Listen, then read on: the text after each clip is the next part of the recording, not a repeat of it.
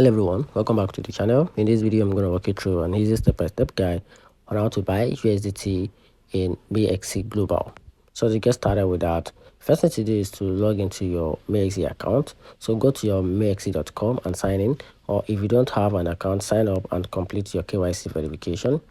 Then after that, you have to tap buy crypto on the home page. Then from there, select USDT as the coin you want to buy. Then after that, you have to enter how much you want to spend. Type in the amount in your local currency, for example USD, euro, or NGN, which is in Nigerian currency.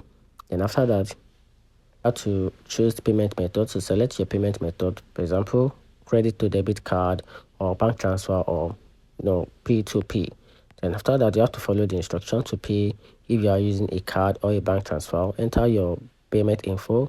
If using P2P, choose a sellout and follow the on-screen step to do that. Then after that, you have to, after payment is complete, the USDT will be added in your Mexc wallet, and that's how you can simply buy USDT in Mexc Global. Find the video helpful. If you did, turn on the notification button and subscribe for more. Thanks.